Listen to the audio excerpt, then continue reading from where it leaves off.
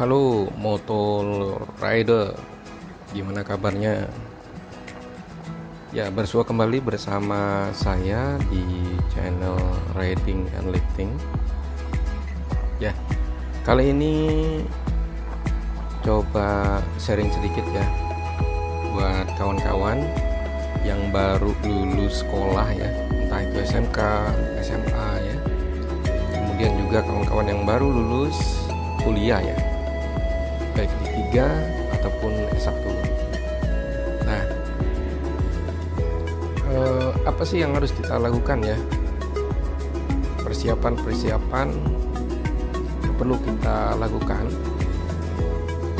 khususnya untuk kawan-kawan yang memilih untuk mencari kerja ya, dan ya ataupun memilih untuk usaha ya. Ya,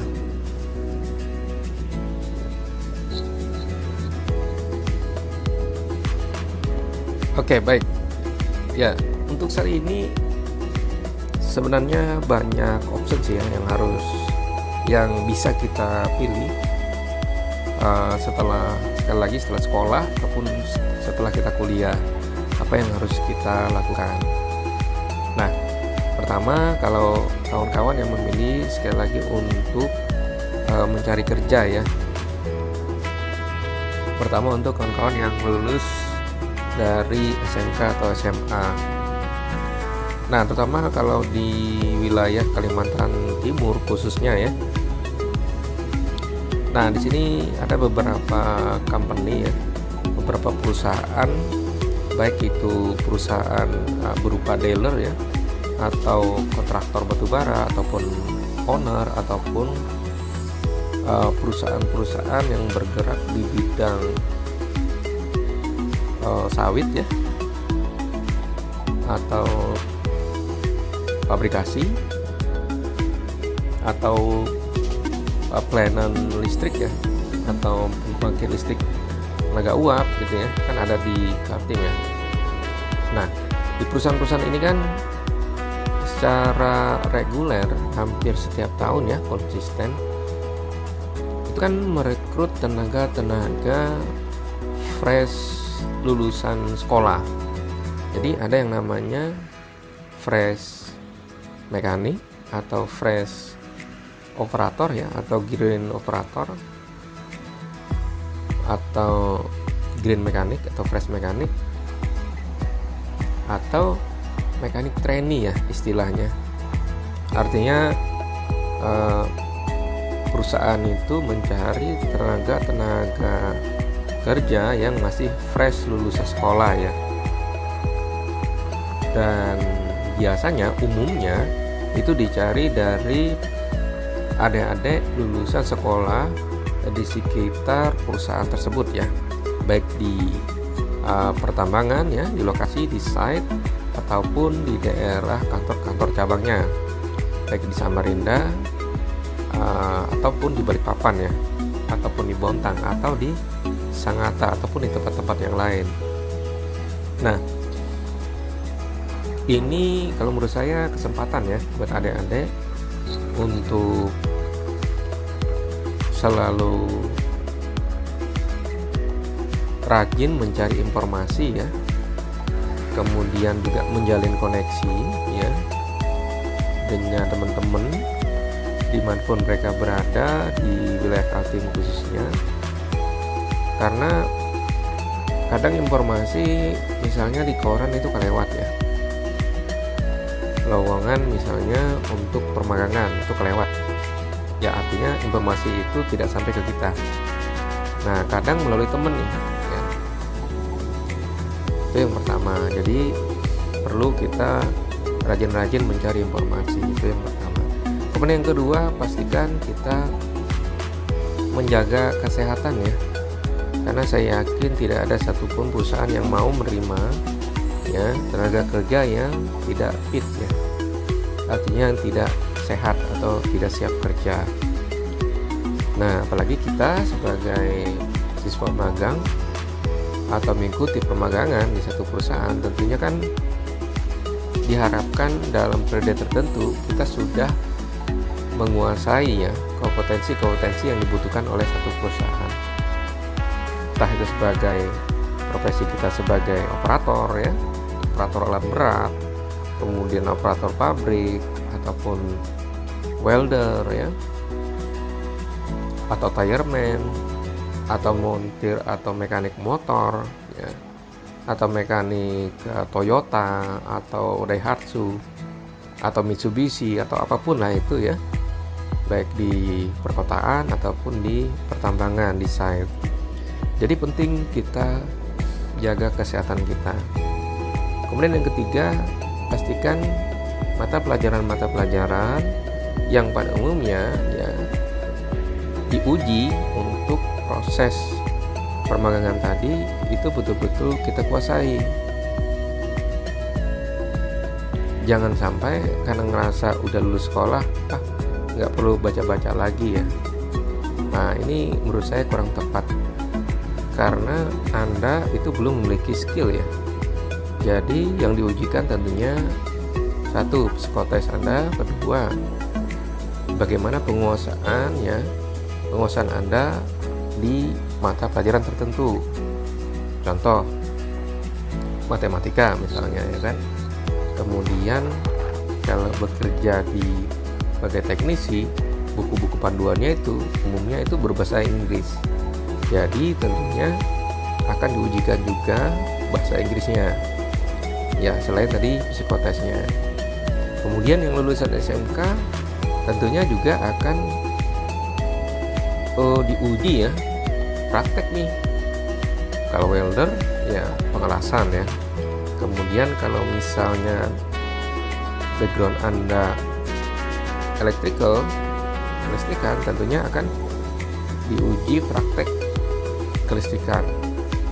Kalau background Anda itu adalah mekanik otomotif, tentunya yang akan diuji terkait kompetensi otomotif.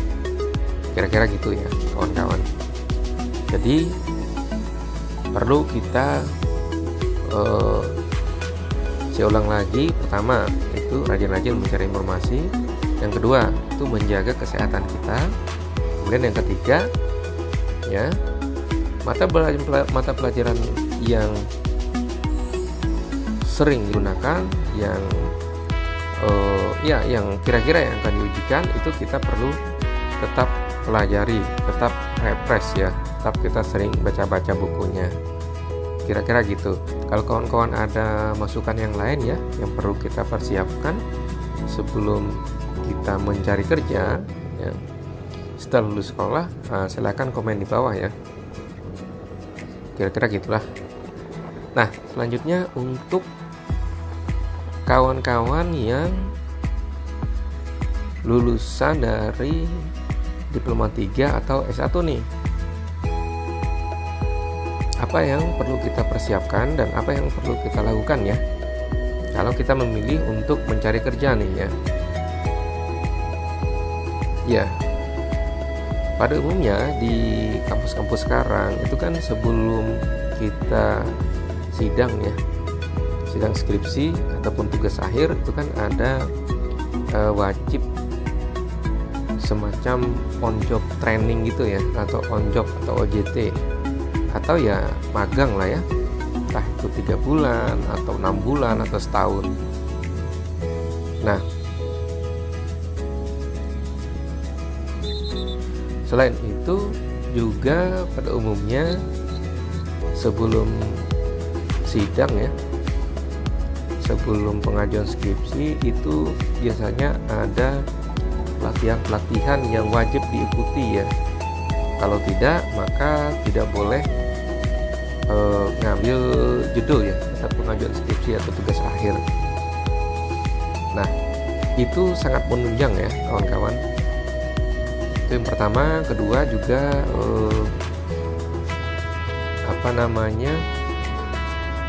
pengalaman kita pada saat magang atau on job tadi juga akan sangat bermanfaat nih ya untuk modal kita melamar kerja ya. Nah, dan pada umumnya dari lulusan D3 ataupun S1 tetap di perusahaan nanti yang Anda lamar itu akan diberikan pelatihan, karena ya itu salah satu kelemahan sistem pendidikan kita ya di Indonesia ya. Lulus D3 ataupun S1 tidak siap kerja ya kawan-kawan, dan itu faktanya di lapangan. Jadi perlu kita persiapkan diri kita lah ya. Jadi sambil kuliah sih sebenarnya tidak ada salahnya kita ngambil kursus ya, entah itu kursus otomotif misalnya yang sesuai dengan jurusan yang kita pilih. Misalnya kita memilih D3 atau S1 teknik elektro misalnya, atau teknik listrik, atau teknik otomotif, atau teknik alat berat. Oke, kita ambil contoh saja di teknik otomotif. Jadi selain kita kuliah ya, tidak ada salahnya kita selain juga mengikuti magang yang difasilitasi oleh kampus, tidak ada salahnya kita mengikuti pelatihan-pelatihan lain di luar ya, untuk melengkapi, untuk mendapatkan pengalaman agar kita siap kerja nih begitu lulus nanti.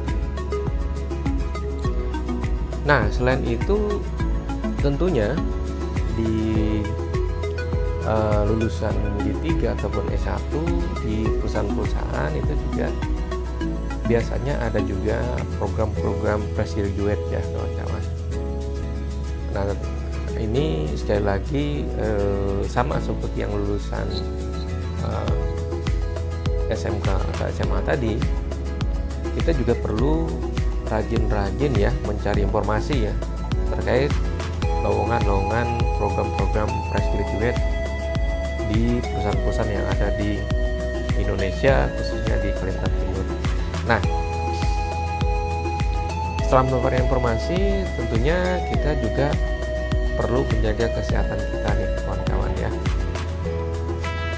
Perlu menjaga kesehatan kita. Kenapa? Karena kalau kita sakit, perusahaan mana nih yang mau terima kita ya? Sudah belum siap kerja, kemudian perlu diberikan pelatihan atau sistem permagangan atau fresh graduate tadi. Ya, agar dapat mengikuti program dengan baik, tentunya dibutuhkan kesehatan kita dalam kondisi baik ya. Nah, kemudian yang ketiga, sama seperti lulusan SMA atau SMK tadi, kita juga perlu mengingat kembali atau refresh ya tugas akhir kita atau skripsi kita ya, kemudian mata kuliah tertentu yang kira-kira yang paling sering diujikan nih ya. Kalau boleh sedikit bocoran ya, saya pernah diajak juga nih oleh atasan saya ya di perusahaan sebelumnya itu untuk merekrut fresh graduate. Itu ada beberapa ya kandidat, beliau tanyakan skripsinya apa ya, latar belakangnya apa, abstraknya apa ya, kemudian juga kesimpulannya apa, deskripsinya. Itu nggak bisa jawab, kan aneh ya kawan-kawan. Padahal kalau dilihat IPK-nya 3,4 ya, 3,5, kan aneh ya kawan-kawan. IPK tinggi tapi ditanyakan skripsinya apa, tidak bisa jawab gitu, atau tugas akhirnya apa, tidak bisa jawab. Karena proses asesmen atau rekrutmen kan asesornya tahu apa yang Anda jawab saat itu gitu loh. Jadi penting kita merefresh ya, tetap baca-baca dan pastikan kita ingat nih skripsi kita apa. Dan kalau pengalaman saya dan saya perhatikan, rata-rata user sebenarnya yang ditanyakan itu malah mata kuliah apa nih yang menjadi favorit kita ya, itu yang dibahas. Jadi kira-kira gitu ya, perlu kita persiapkan ya, perlu kita saya ulang kembali. Yang pertama tadi, apa yang perlu kita lakukan kalau misalnya kita memilih setelah lulus sekolah ataupun setelah lulus kuliah itu mencari kerja ya kawan-kawan. Jadi perlu kita rajin-rajin mencari informasi ya. Dan salah satu usaha juga nih untuk menjaring informasi sebanyak-banyaknya ya terkait lowongan pekerjaan, itu perlu membangun koneksi ya, koneksi atau network dengan teman-teman yang lain nih. Karena kadang tidak melalui sosial media, tidak melalui koran ya, tetapi justru melalui teman-teman nih informasi lowongan pekerjaan itu kita dapatkan. Dan yang kedua, pastikan kita menjaga kesehatan kita ya.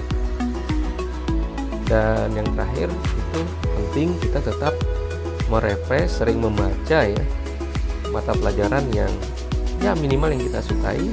Kemudian pastikan tugas akhir atau skripsi kita juga kita kuasai. Ya, mungkin itu saja ya kawan-kawan yang bisa saya sampaikan. Ya, terima kasih buat waktunya. Saya lihat ini 15 menit durasinya ya. Terima kasih. Saya doakan salam sehat dan sukses selalu.